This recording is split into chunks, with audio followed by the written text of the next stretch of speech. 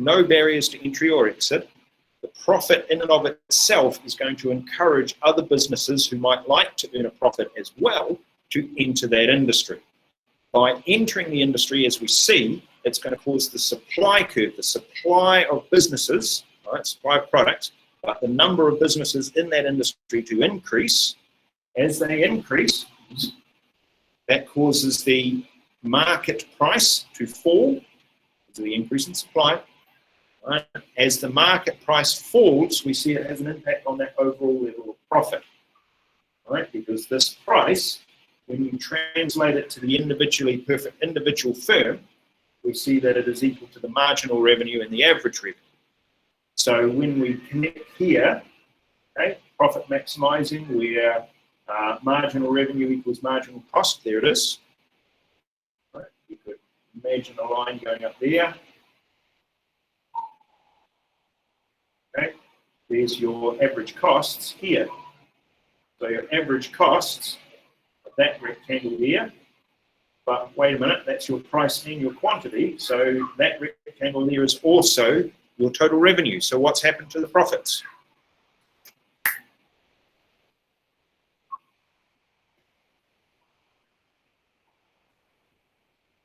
What's happened to the profits?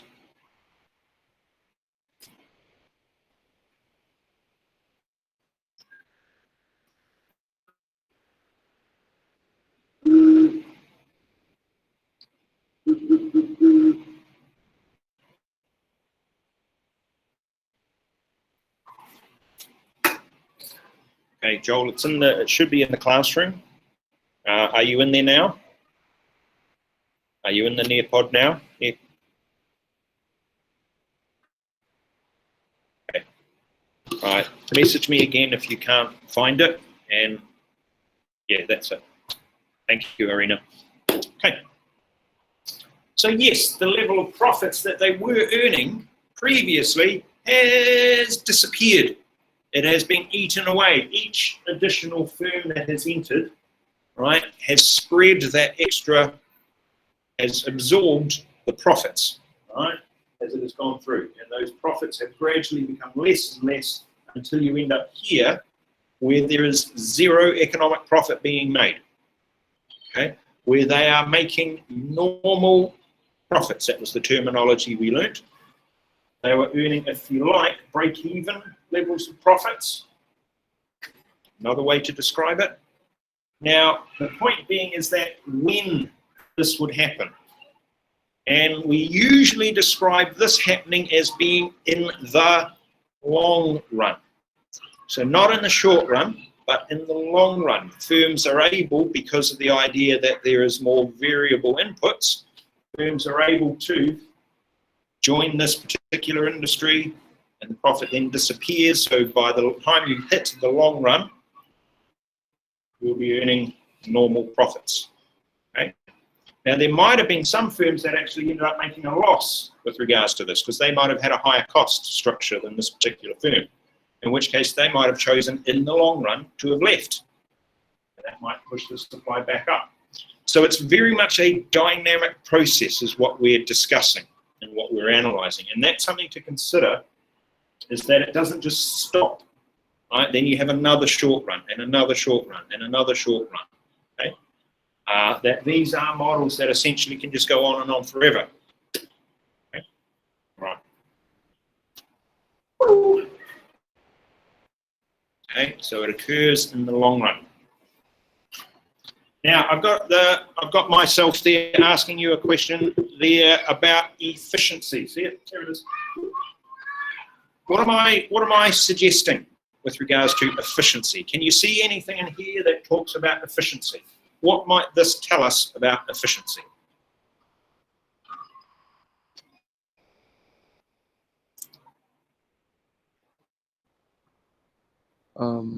It's efficiency because it's at the lowest point of average cost, which means productivity efficiency. Yes. Good work. Yes. Lowest point on AC means that it should be productive efficient. Absolutely. Any other ideas?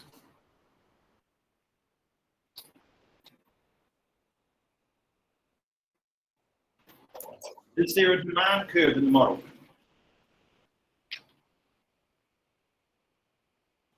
Right. So where's the demand curve?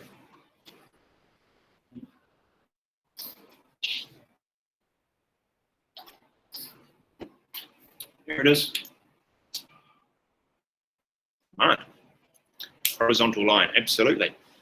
Now, when we talked about allocative efficiency, all the way back when we built up the market model, we said that allocative efficiency occurs under a specific set of circumstances. Allocative efficiency is going to occur when something equals something else.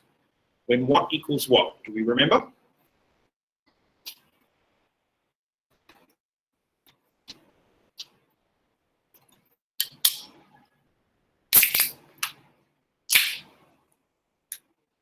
I've just been a monster about it.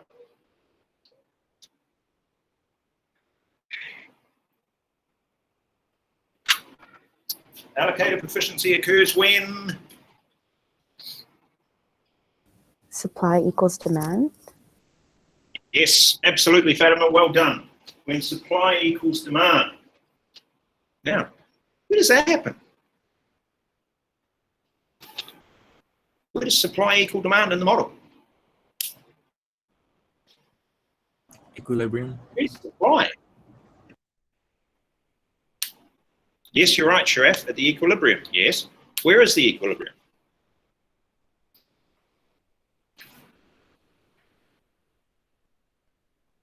Where's supply?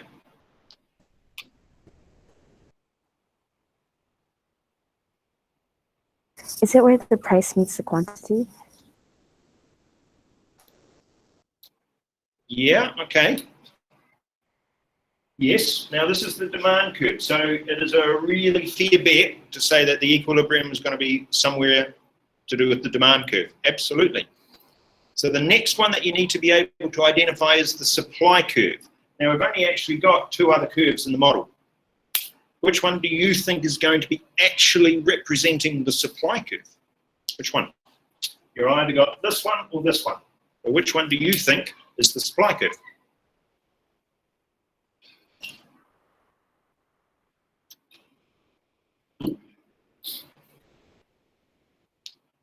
Well done, Sharaf. Absolutely right. Your marginal cost curve is going to equal supply, which might be a surprise to you. No? Now, remember what marginal cost is. Okay, marginal cost is the additions to total cost as you increase output. So therefore, if you were to do the maths on it, what you're going to work out is there's the lowest point here, right, on your marginal cost upwards. All of that is actually the supply curve. It represents the cost an additional unit is costing the business, right, when you increase output. Right. But from there on up, so that essentially the straight part of the marginal cost curve, more or less, okay? Because there's another curve that isn't on the model. Which curve is missing? In fact, there are two. Which one in particular am I thinking of? Which curve isn't there? Sorry, this is quite advanced to be giving you this time of the day, but which curve is missing?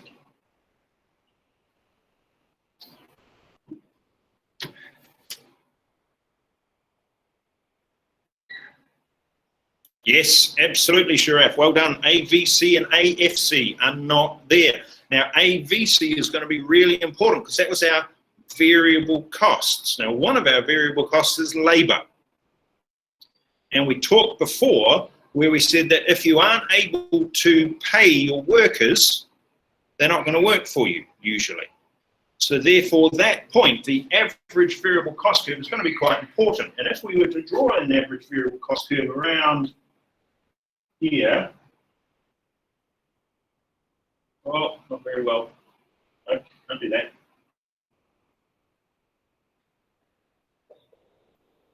Not a very good drawing.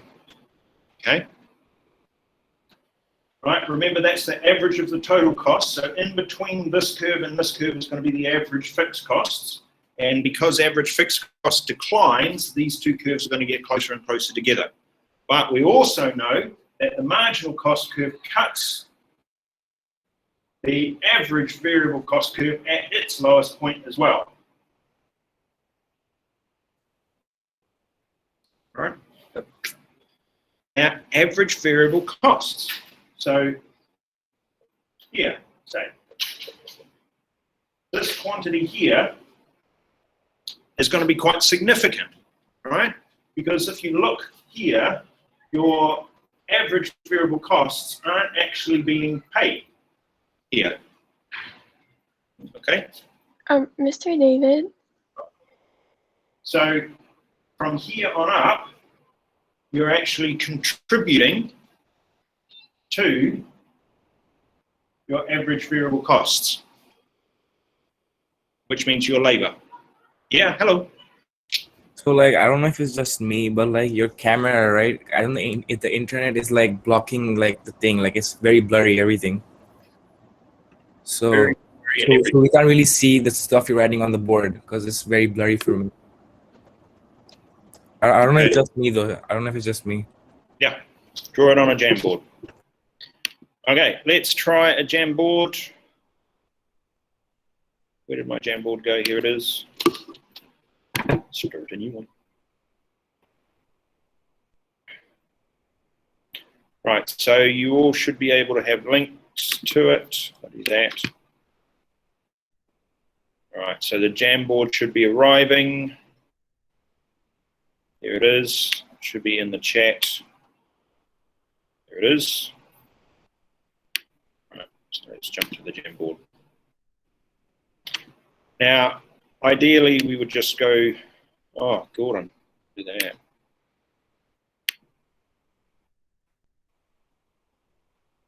Go mark instead.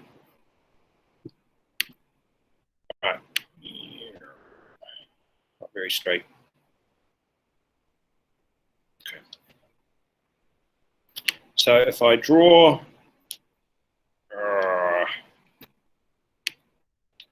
all right, demand here equals marginal revenue here equals average revenue. Yeah. Not all in there, by the way, just saying. All right. We should be able to draw a marginal cost curve. Now, I've already told you that marginal cost equals supply. And if I draw a average variable cost here,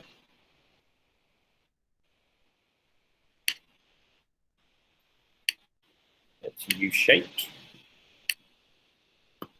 All right, now the intersection here at the lowest point, if I drop a line down here from there, jumping to, change the color so you might be able to see it.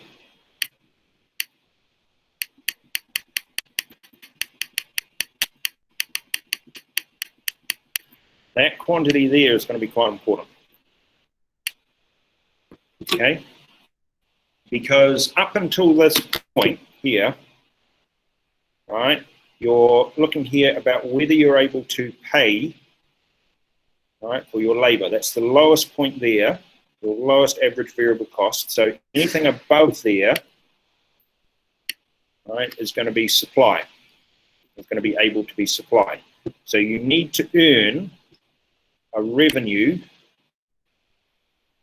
that is above that amount. So that is the lowest point that your business can operate at. Okay?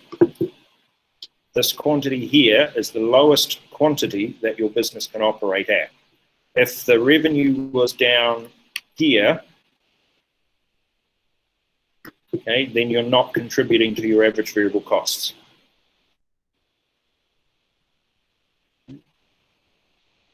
Your average variable costs includes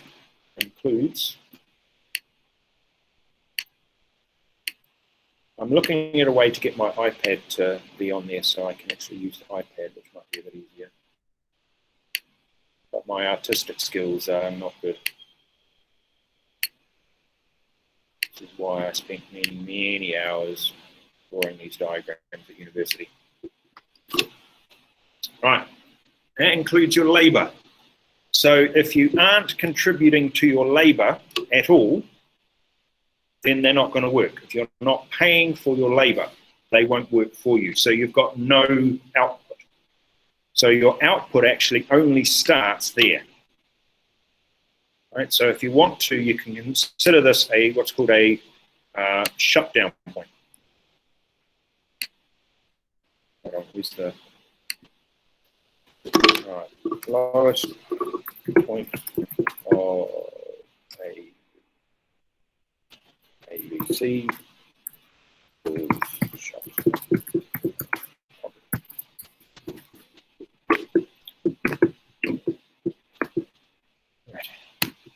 Okay, so that's this bit here.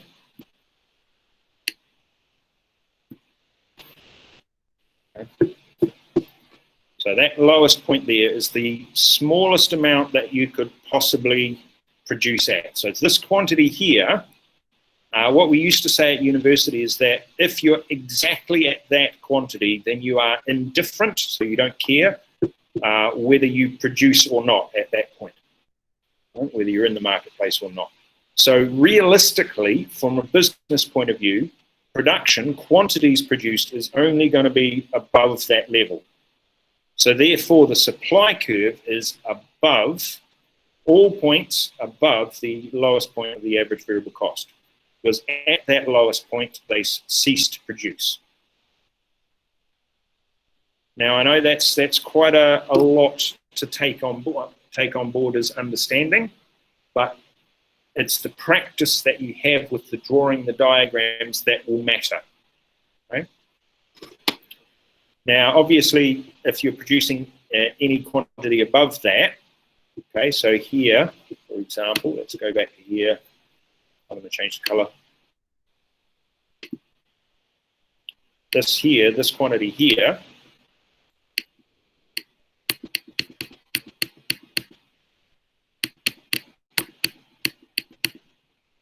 this one,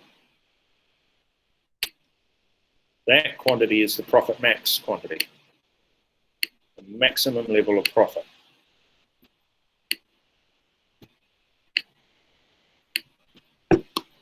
Because that is where marginal revenue equals cost. So as we said before, if you produce at any quantity down here, your marginal revenue is going to be greater than your marginal cost. So you're actually going to do better by producing greater quantities. And likewise, if you're producing any quantities above here, then your marginal cost is greater than your marginal revenue, so you do better to produce less quantity. So that quantity there, or that price to that quantity, is the best you can possibly do. So therefore, when we go back to thinking about the model, because this point here, above the ABC curve, is the supply curve, then that equilibrium that we saw is also where supply equals demand. All right, now hopefully that helps. So if I go back to here, supply at this quantity here, supply equals demand, as well as marginal revenue equals marginal cost. All right, so that's the best they can do, both from a production point of view and an allocatively efficient point of view. So that quantity there is allocatively efficient, where MC equals MR is allocatively efficient. And in the model that we've drawn, this one, because they're actually earning normal profits, that's the lowest point also of their average cost curve. So as Wenhao correctly pointed out, they're also productively efficient. which means when a perfectly competitive firm is earning normal profits, break-even profits, they are both productively efficient and allocatively efficient. Which means, as we said before, this is that extreme end of the spectrum, yeah? This is the perfect level of competition. So it's not a big surprise to us that this is the most efficient model we've got. It is perfectly efficient.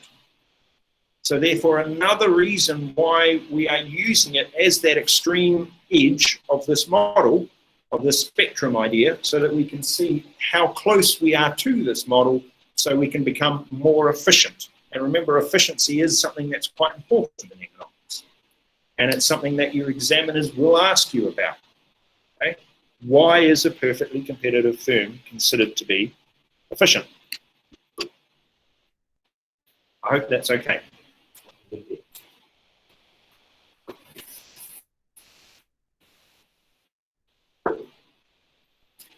All right.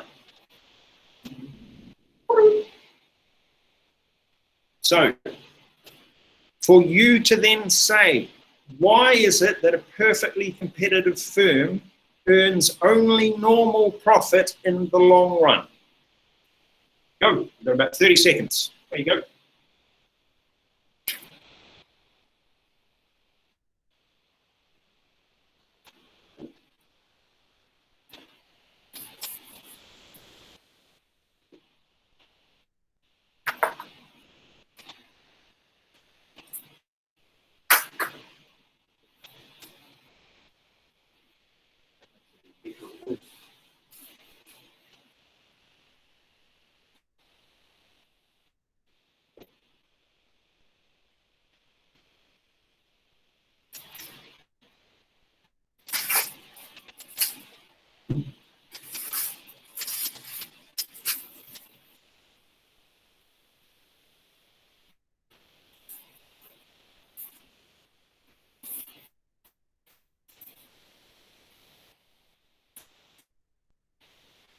Yeah, John, that's about their efficiency. Well done.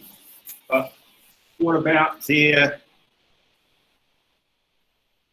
idea about being in the long run at that point? Why are they specifically earning normal profits in the long run?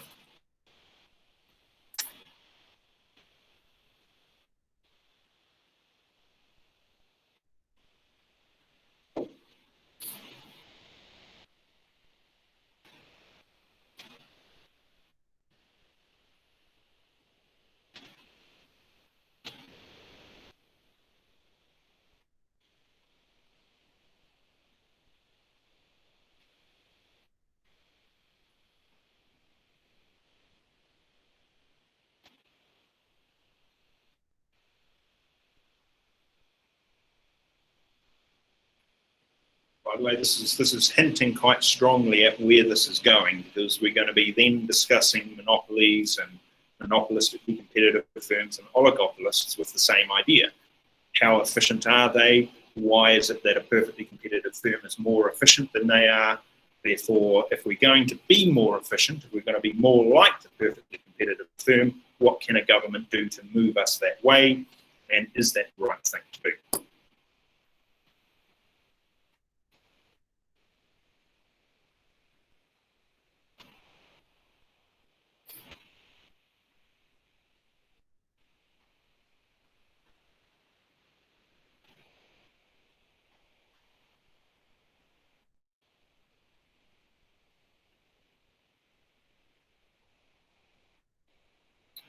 Good, Fatima. Yep, you're on the right path there. Well done.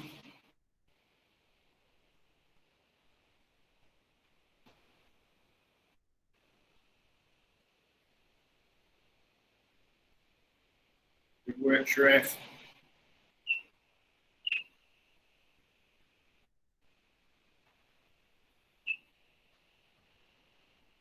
Waiting on the rest of you to have a go.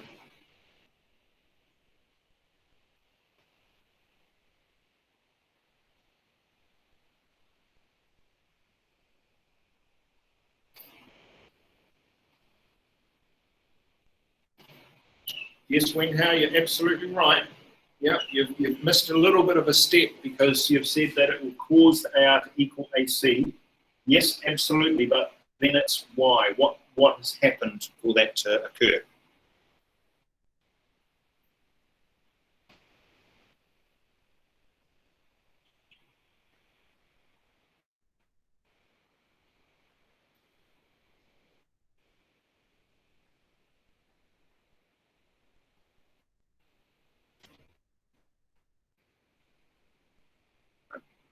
Good work, team. Keep going. A couple more to have a go.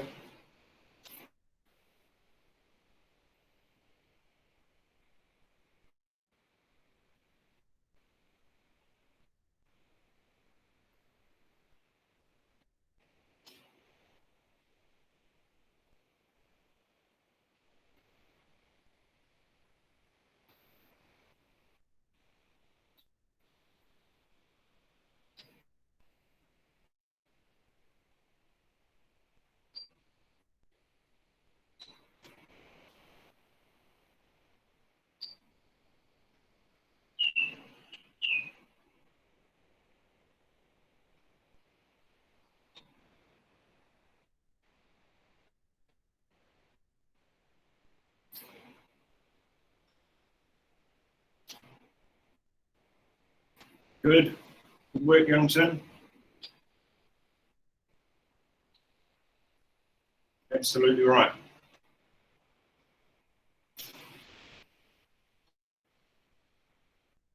Still waiting on a couple more. Nisa, have a go. Max, Zayun, are you able to have a go? See if you can explain what's happening.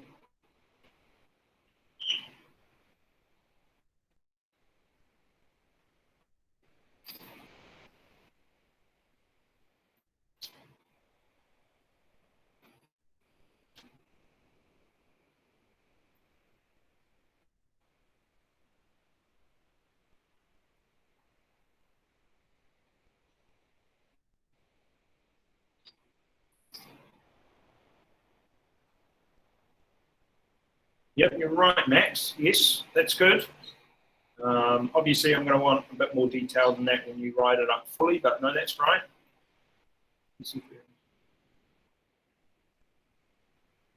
Yeah, okay, you're on the right path, Seon. So what we're thinking about, as said, is that one of the big differences between the short and the long run is that idea that in the short run, there is at least one fixed factor, but in the long run, there are no fixed factors. So the idea of expanding your business, okay, isn't necessarily going to be possible in the short run. Right? But in the long run, you can make any change to your business that you like. In the context of the perfectly competitive firm that's earning a supernormal profit, businesses are going to see that. It's going to be like a traffic light saying, go, and they're going to join that particular industry. Right? They may have never been in the industry before, it doesn't matter, because there's no barriers to entry. So they will join the industry. And as they do, they're increasing the supply within that industry. As that happens, the equilibrium market price, the industry price, decreases. The price equals average revenue. So as the average revenue decreases, you see that those profits that that individual firm was earning are actually being eaten away by the increase in, by sharing the quantities that they're producing amongst all of the other businesses within the marketplace. So they're all now taking a piece of that profit, right? And more will enter because that subnormal profit is always attractive. And they keep entering and they keep entering until eventually they're going to end up at that normal level of profit. So in the long run, what we say, in theory, in the long run, a perfectly competitive firm always earns normal profits. They can't earn supernormal profits in the long run. They can only earn supernormal profits in the short run. It is possible that in the lead up to the long run, they may have been earning a loss, in which case they'd leave, because again, there is no barriers to exit either.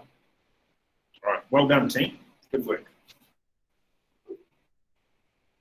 Whoa, hold on. Now we're thinking about a monopoly. Now, a monopoly, as we saw, is the industry. It is the market. So its demand curve is the market demand curve. its supply curve is also the market supply curve. Okay? So what that means is it is market. Ta-da! It's a monopoly. There it is. It has a downward sloping demand curve, therefore also downward sloping average revenue curve. Right? Its curves are shaped like that because, as we discussed, the marginal revenue curve falls twice as fast as the average revenue curve. So therefore it's going to cut the axis at exactly halfway to the intercept here. Right? So that's a good reference for when you're drawing these models yourself. Right? And as said before, I tend to draw that first, that triangle first, bit of a rule, you know, bit of a hack, if you will. I draw those first, and then I'm going to draw marginal cost, okay, which is quite significant, making sure that when I draw average costs, that I connect it here at the lowest point, because it always intersects there. Yeah? Right. So therefore, where was profit again? Well, the maximum level of profit we said was going to be where? Marginal revenue equals marginal cost. So on the model, there's marginal cost, there's marginal revenue. So this quantity here, that is the maximum profit able to be earned. Max profit. All right? Okay. We draw the line up, we can see here, that's the price, because that's average revenue. So at that quantity, that is the price that is charged. So again, if you multiply P by Q, there's your total revenue. However, follow the line up, there's average cost there. So again, if you multiply C by Q, that is your total cost. So then there's the difference between total revenue and total cost, okay, which is that area there, which is your profits. So this monopolist is able to earn profits. Now, yes, a lot of that is dependent on their costs, where their costs lie. Yeah? But it's a monopolist. It's not going to face competition. So how much profit is it going to be able to earn? It's going to be able to earn all the profit. This is a monopolist that can choose what quantity it produces. So it's going to choose that because that's the maximum level of profit it can earn. It could potentially choose the price. But again, it's going to choose a price here that enables them to maximize their levels of profit. Why wouldn't it? It would be silly for it not to. It's the only firm in the business, so it's got control over the price or the quantity. So it's going to set a quantity where they are maximizing their profits. Or it will set a price where they are maximizing their profits. So what does a monopolist earn? Earn typically supernormal profits. But wait, you say, what about the long run? What do you think? I'll give you about 30 seconds to decide what you think will happen to a monopolist in the long run. And if you're brave enough, you can speak the answer. If you want, you can push your answer into the messenger that has on the side, the chat function on the side. What happens to a monopolist if they're earning supernormal profit in the long run?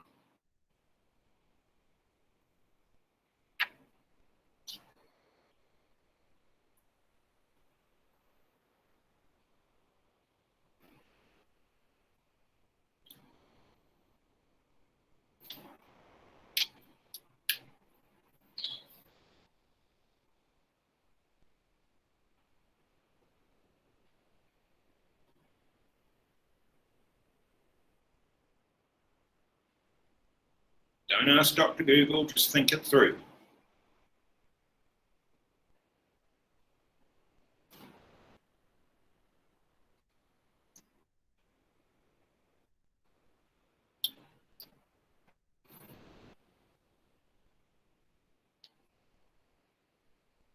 Might do.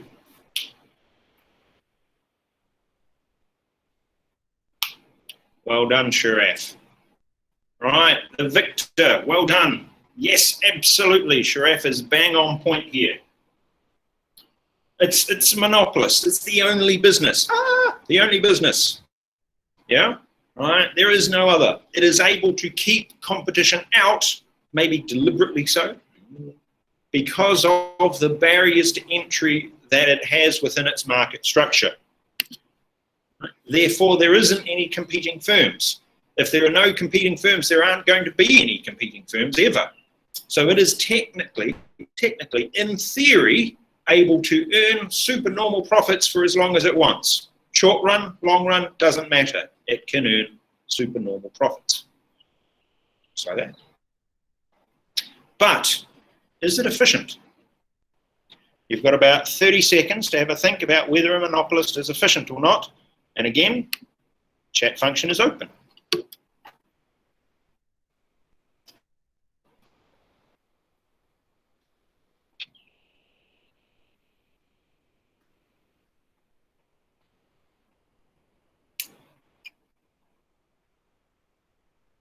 By the way, these are all challenging questions that I'm asking you, so don't panic too much. These are me pushing you to try and see how far I can go with this.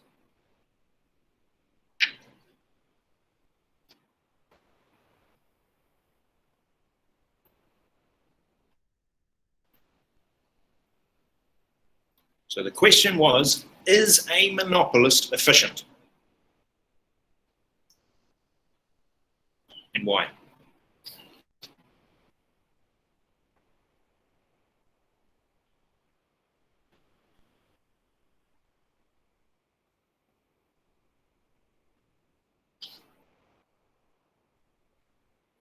Good idea, Sharaf. Well done. I'm really pleased that you're so brave in answering these really tough questions. Well done. So we talked about, and Wen Hao mentioned this the other time about a certain quantity that he recognized, right, which was where the lowest point was on the average total cost curve. Difficult to see here. Maybe here. So that quantity there should be production efficient. But what about allocatively efficient? Where did we say allocative efficiency was? It was going to be where something equaled something. Supply equal demand. Let's have a look. There's demand there. There's supply. So let's track them back. Oh.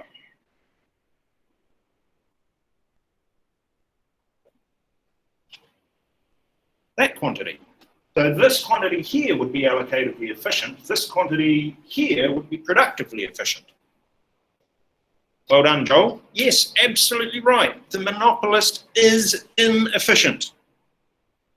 Right? Remember, the perfectly competitive is at one end of the spectrum and the monopolist is at the other.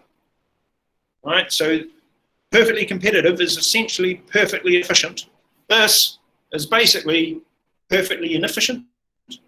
Absolutely inefficient. It's not efficient. Look, that quantity there is the maximum profit they're able to earn quantity. So therefore, they're producing less than the efficient levels. Okay? So they are deliberately producing less quantity than we would expect if they were productively efficient, and way less than we would expect if they're allocatively efficient. Right? Now, I'm deliberately challenging you on this, and I'm deliberately pushing this at you. Right? It is difficult, I understand, but the more you do this, the easier this will become. So you must revise each and every time. Okay? Go through the models, the terminology, the relationships between the curves, how it all fits together. Map them out, draw them out. Draw them out, send them to a friend, say, have I got this right? Yeah? Okay? Send them to me if you have to. Right. So, P times Q, total revenue. C times Q, total cost, difference between the two, profits. Always, whatever model we look at, The maximum level of profit quantity they're able to produce will be where marginal revenue equals marginal cost. That's going to be essentially one of our laws for this. Not a law, but that's what we're going to say. Okay? And we know that the way to work it out is to work out the difference between total revenue and total cost. Now, that's calculatable.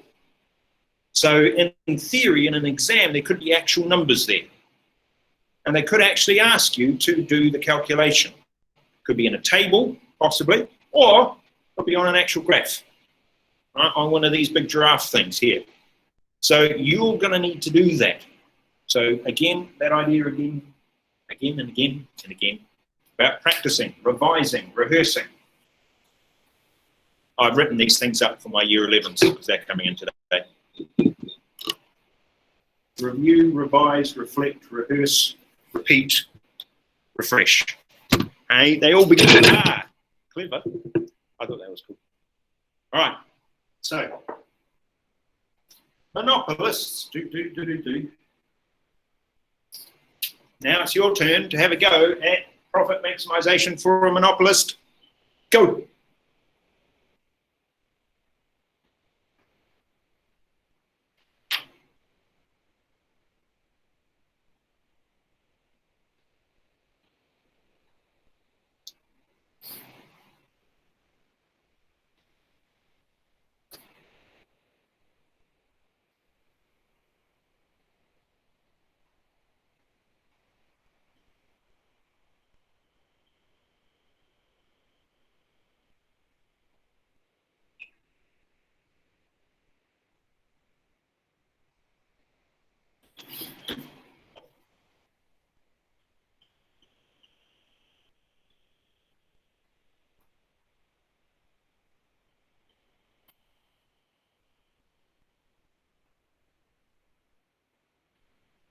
All right, have a go.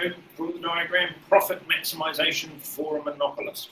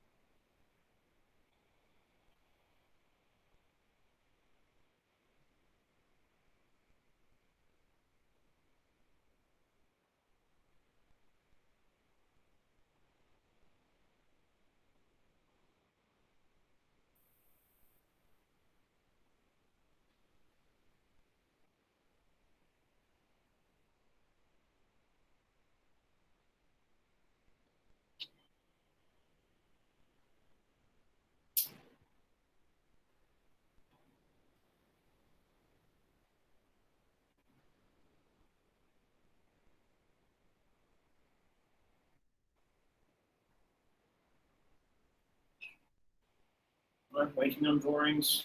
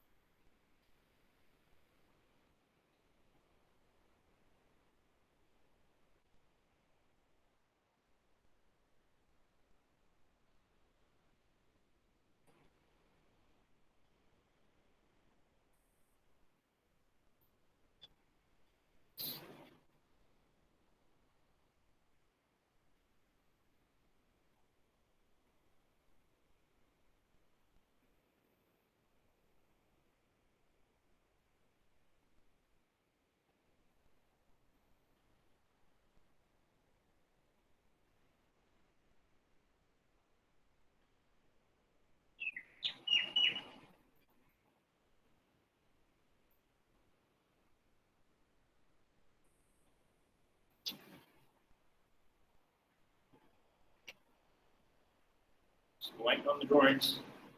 There we go.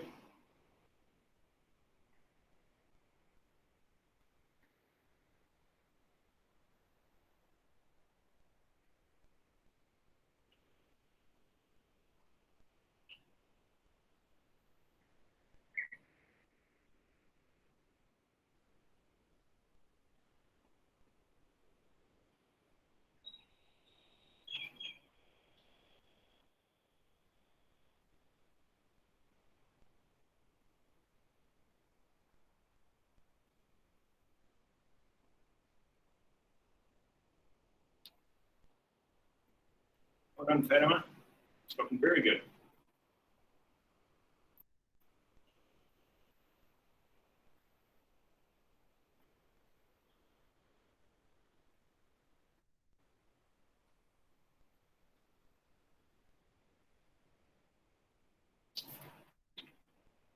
Yes, Wenhao, it's looking good.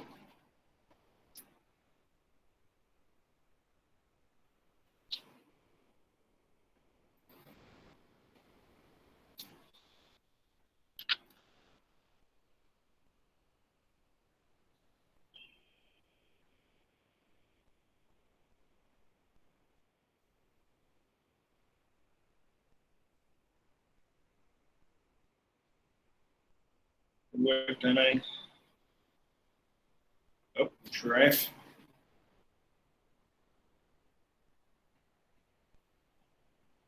You missed a bit, giraffe.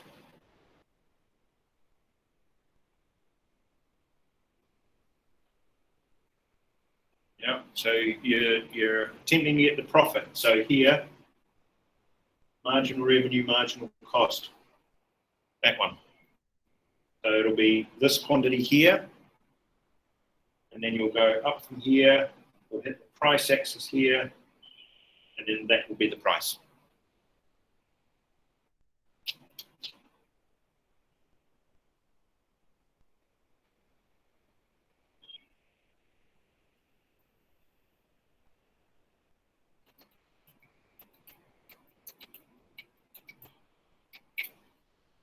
Wait on a few more.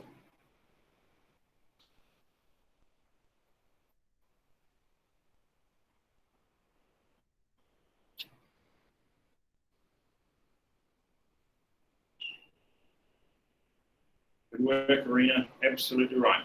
Well done.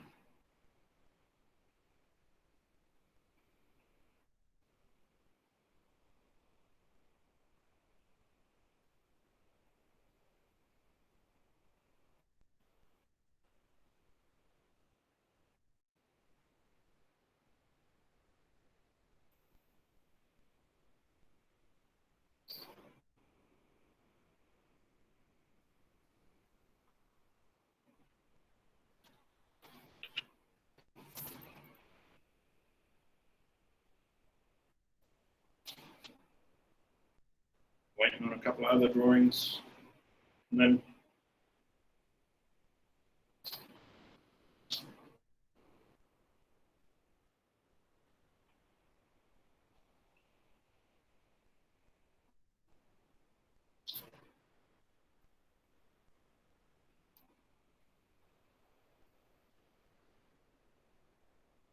yep, well done, Youngson.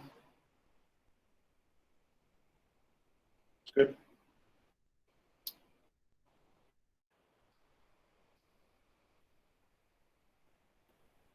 And Sayon.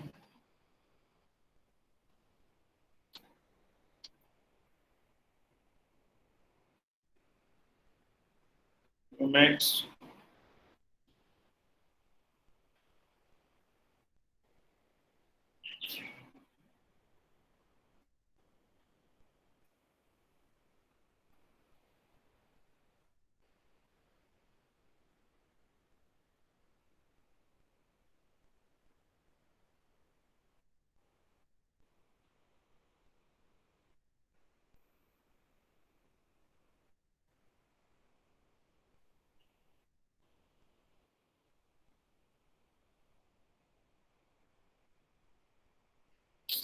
And Lisa, have a go. Learn by doing.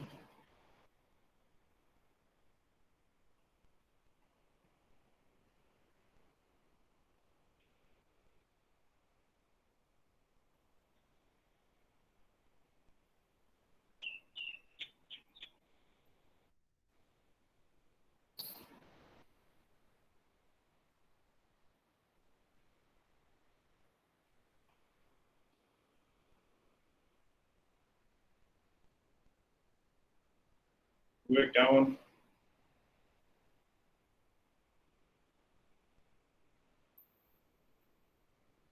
Yep, absolutely right there. Average cost curve looks a little bit askew, but otherwise, very good.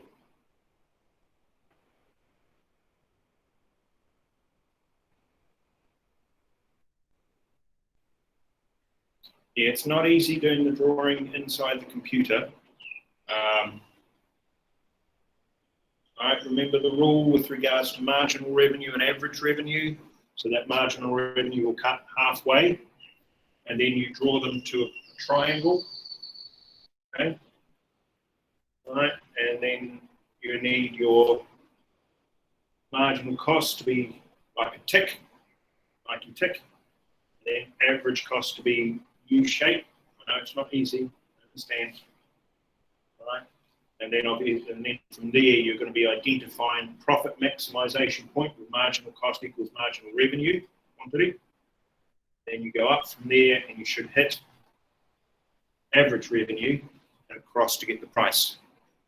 So you might want to have another go, perhaps. See you on that at another time. So Fatima's one, for example. Right. Okay, we see marginal revenue cutting the axis there halfway to where the average revenue is going to cut. There's marginal cost curve intersecting marginal revenue. There's the quantity that would be labeled profit max quantity there. Up at average revenue curve and across there's the price. So that's the price consumers are charged. But we go up from here from this. That's the quantity they're going to produce. We hit average cost there, that's the average cost. So cost times quantity, that's total cost. Price times quantity, that's total revenue. And the difference between those two is your profits. Very good. Right, there's not a lot more we're going to do at the moment. I just want to point this out. This is what we were referring to with regards to efficiency. Sharaf hinted at this in his diagram, which is why I didn't show it because it spook you, right? But this is what we're talking about. The next step of after identifying profit levels is then discussing efficiency. So we talked about how you could be allocatively efficient and you could also be productively efficient. And we talked about how the perfectly competitive model is both of those. Whereas the allocatively efficient, the monopolist model is neither, right? And if we look, we can see it. So this quantity here is where the monopolist is going to produce. They're producing this maximizing level of quantity, profit maximizing level of quantity, right? So therefore that would be the price that they would charge. Now, if you do the maths on it, you can work out the impact on producer and consumer surpluses with regards to this. But if we just have a look here at this quantity here, so this equilibrium point here, which is this quantity here. So that quantity will be where supply equals demand, all right? Or where marginal cost intersects with average revenue. So that price is what the market wants. That's where supply equals demand. So that's what the market actually would want. But the monopolist is charging this price here. So this is a less than competitive price. This one. This would be the competitive price, because that's where supply equals demand. So that would be allocatively efficient.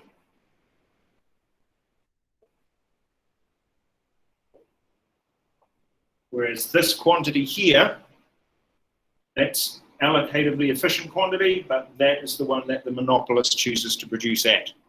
So therefore, if we trace this, which is a triangle kind of, yeah, the blue triangle, you can see an area of dead weight loss. Like we had when we discussed the movements in a normal market towards allocative efficiency, if we put a tax on, or if we put a subsidy on, or if we put a maximum price on, or a minimum price, we created dead weight loss. And here we see it. There it is. All right. That arrow points, that point of the arrow is pointing towards where the market wants to go. The market wants to be here at point C, at equilibrium C. QC and PC. That's where it wants to be. Right? Like all good fish, they want to be at sea.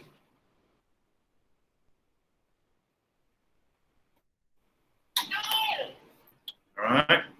So that's where the market wants to be. That's the socially efficient equilibrium. But that here is the monopolist equilibrium. So again, it's that idea where we have now formalized that this is inefficient. Right? And once more, you can actually do the maths on this because, yeah, I know it's not easy, but that's actually a triangle. So in theory, you could, like you had before, half base times height, actually work out the area of allocative inefficiency, the dead weight loss. You could work that out. It is theoretically possible. All right, now what we're going to do, we're going to finish there for the day because that's an awful lot for you to absorb, right? Particularly after having had 5 days off, right? Please review the models, the formulas, the graphs, the relationships between them. I'll post the link to the recording of the lesson, right? That will go up possibly this afternoon, right? Depends how long it takes to process. So that will happen. Please review this. Now, as said, Wednesday will be slightly different. There will be an activity posted for everybody that you will all, standard and higher, that you will all be expected to have a go at, right? And the instructions, hopefully, will be clear within it because it will involve you interacting with other learners. And because you're scattered a little bit, again, that might take a little bit of coordinating on your behalf, but it's okay. You can manage. Then we'll meet again on Friday. But Friday's lesson won't be here, it will be me at home, right, in my little cupboard, right, discussing it with you at that point. But that lesson will be an HL lesson, right? We are nearing the end. Please don't panic, okay? When you get to, this is first year university stuff, right? All of this work that you're doing, theory of the firm, the models, the manipulation, the calculations, the analysis of it, all of that is first year university. Now, I haven't said this to you, I don't think, before. I apologize if I have. I tend to repeat myself because I'm old, okay? But it is possible to do so well, okay, at IB and economics that the aspects that you're looking at now, when you get to university, you will have done so well in them that you may not need to actually do the papers in your first year, and you could potentially skip a paper or two, which is what I did, right, and go straight to the second year. So in my first year, I didn't do the maths papers because I didn't need to, because I'd done well enough at school to not need to do maths papers in my first year at uni. So that meant I was able to take alternative subjects that were of interest to me that were just, an aside. So I took a history paper, and I took an English paper, and I found them quite interesting, just as an interest, all right? Did relatively well in them. And that for me was really good, and it felt really good. One of the guys we ended up working with when I was working at the university, he did so well at school that he skipped his entire first year. He blew it out and just went straight to second year at university. Now, of course, that was a long time ago, yeah? Whereas you might be thinking to yourself, scholarships and universities overseas and those other sorts of things. Again, that's what you do in first year. Right? Yes, you do it a whole lot quicker, and they are going to expect you to, do some more manipulation. And so the more you understand of this, the better, but also to give you the idea that that's what first year uni looks like.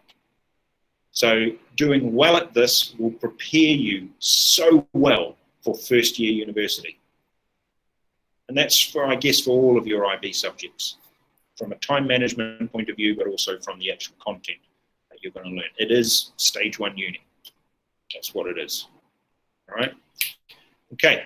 Otherwise, as we'd say in the land of my birth, hey, Corneda, please have a mental break.